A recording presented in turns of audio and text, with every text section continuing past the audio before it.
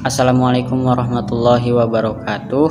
Perkenalkan, nama saya Adris Ridwan Hidayat dari kelompok 7 dengan nomor NPM 101212998. Di sini saya akan menjelaskan tentang pengertian manajemen sumber daya manusia, organisasi, dan juga keanekaragaman. Manajemen sumber daya manusia adalah suatu ilmu atau cara bagaimana mengatur hubungan dan peranan sumber daya, yaitu tenaga kerja yang dimiliki oleh individu secara efisien, efektif, serta dapat digunakan secara maksimal sehingga tercapai tujuan bersama perusahaan atau organisasi masyarakat yang menjadi lebih maksimal. Yang kedua, organisasi. Organisasi merupakan suatu wadah di mana sekelompok orang memiliki keinginan, visi, misi, tujuan yang sama untuk bisa dicapai. Dalam organisasi meliputi beberapa unsur. Yang pertama, orang, yang kedua kerjasama, yang ketiga tujuan, yang keempat peralatan, yang kelima lingkungan, yang keenam kondisi, yang ketujuh tempat, yang kedelapan wilayah, yang terakhir keanekaragaman. Keanekaragaman penting dalam memahami perkembangan sumber daya manusia dalam era globalisasi ini.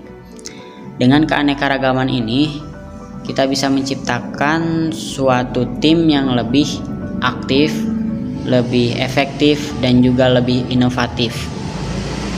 Ya, itu yang bisa saya sampaikan. Terima kasih.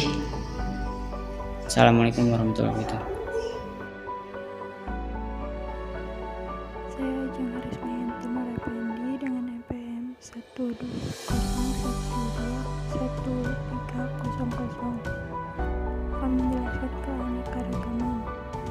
Keragaman dan globalisasi tersebut akan secara otomatis menciptakan organisasi yang bersifat multikultur.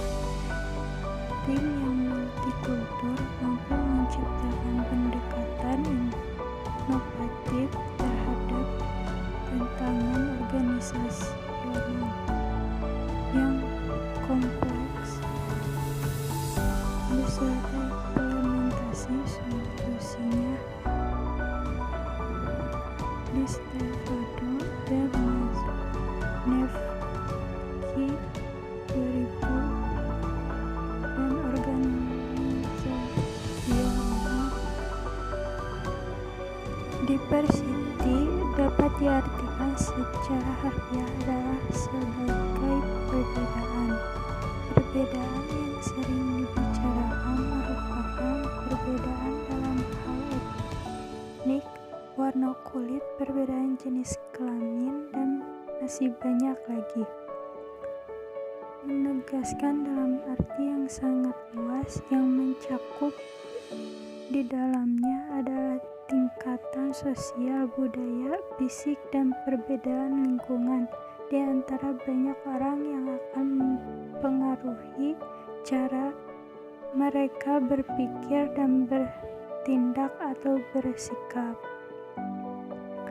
Memberikan penegasan pandangan diversity sebagai suatu variasi perspektif dan pendekatan kerja yang dibawa masing-masing individu dalam menunjukkan identitas diri dan kelompoknya.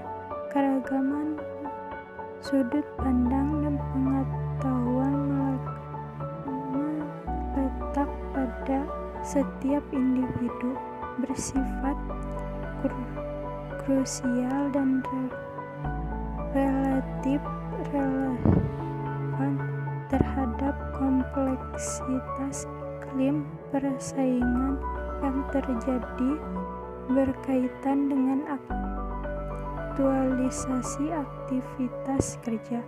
Pengetahuan kerja meliputi pengetahuan terhadap proses desain kerja, tujuan yang ingin dicapai, kerangka tugas yang harus dilaksanakan, membangun tim yang efektif, dan memiliki kemampuan mengkomunikasikan mengekspresikan ide-ide serta memiliki leadership. Hal tersebut oleh Albert dikatakan tentang kompleksitas dari budaya yang dapat meningkatkan kesulitan dalam mengolah perbedaan, diversity di tempat kerja, mengelola keanekaragaman dalam organisasi. Keragaman di tempat kerja mengacu pada berbagai perbedaan antara orang-orang dalam suatu organisasi.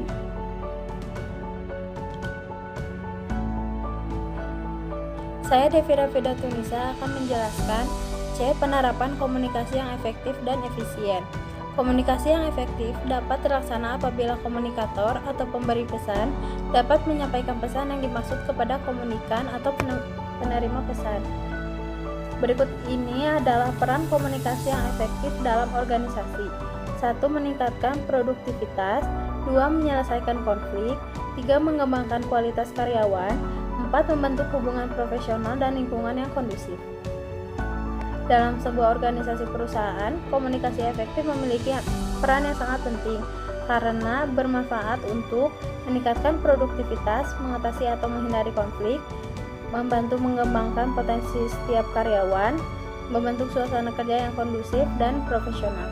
Berikut cara mengembangkan komunikasi yang efektif dalam organisasi. 1. Menciptakan lingkungan komunikasi yang terbuka. 2. Menggunakan strategi komunikasi yang inklusif. 3. Memastikan komunikasi dalam perusahaan menggunakan komunikasi dua arah. 4. Prosedur interaksi harus berorientasi pada hasil. 5. Menggunakan beberapa media untuk mengirim pesan. 6. Mencoba untuk mengulang pesan yang penting. 7. Fokus untuk mendengarkan. 8. Memastikan pesan Anda telah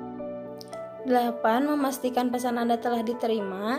9. Mengkomunikasikan tujuan dan sasaran dengan setiap departemen. 10. Membuat informasi penting tersedia untuk karyawan setiap saat. 11. Mempertahankan proses komunikasi.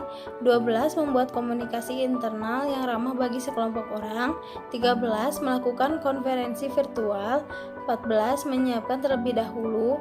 Dan 15. Mencoba untuk mengelola berbagai jenis masalah saat berkomunikasi. Perkenalkan, nama saya Hairani Rista Gustianingsih dengan NPM 101213116. Di sini saya akan membahas mengenai penerapan teori hierarki dalam organisasi. Perilaku organisasi merupakan ilmu yang mempelajari tentang perilaku individu, organisasi, atau kelompok tertentu. Karakteristik individu itu perlu dipahami dalam perilaku organisasi, sebab perilaku individu merupakan fungsi dari interaksi antara seseorang atau individu dengan lingkungannya, yang dipengaruhi oleh lingkungannya sebagai tempat berinteraksi. Organisasi adalah sekelompok orang yang bekerja sama untuk mencapai tujuan bersama secara berkelanjutan di unit sosial, seperti perusahaan manufaktur dan layanan, sekolah, rumah sakit, unit militer, departemen kepolisian, organisasi sukarelawan, pemerintah lokal, provinsi, dan federal agensi. Singkat, organisasi adalah sekumpulan orang yang bekerja sama dalam pembagian kerja untuk mencapai tujuan bersama. Organisasi dibatasi oleh sistem interaksi sosial terstruktur yang menunjukkan hubungan otoritas, sistem komunikasi, dan penggunaan intensif. Abraham Maslow mengembangkan teori hierarki yang telah merajai sejumlah bidang yang berbeda, termasuk pendidikan. Ini berpengaruh luas karena sebagian tingginya tingkat efektif teori Maslow. Teori ini akurat dan menggambarkan realitas banyak dari pengalaman pribadi. Banyak orang yang menemukan bahwa mereka dapat memahami apa kata Maslow. Maslow ialah seorang psikolog humanistik. Pemikiran Maslow tentang teori hierarki sudah dikenal luas, namun aplikasinya masih sangatlah minim. Berdasarkan hasil analisis tersebut, Maslow menyusun sejumlah kualifikasi yang mengidentifikasi karakteristik pribadi-pribadi yang telah beraktualisasi. Yang Yang pertama, memusatkan diri pada realitas. Kedua, memusatkan diri pada masalah.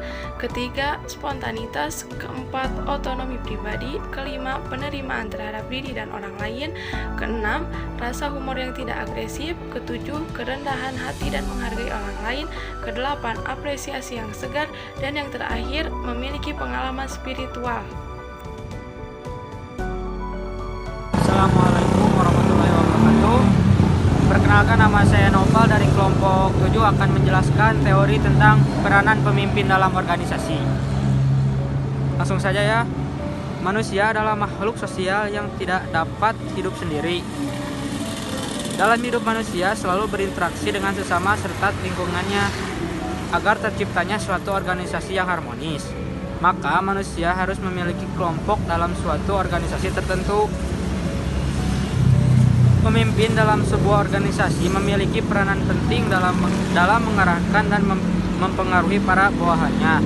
Tanpa adanya orang yang mengatur dan mengarahkan suatu organisasi, niscaya organisasi tersebut dapat mencapai tujuan sesuai visi dan misinya. Oleh sebab itu, diperlukan figur seorang pemimpin untuk dapat mengelola dan mengatur organisasi untuk mencapai tujuan-tujuannya. Tugas dari seorang pemimpin yaitu merencanakan, menggerakkan, dan mengawasi setiap aktivitas dalam organisasi.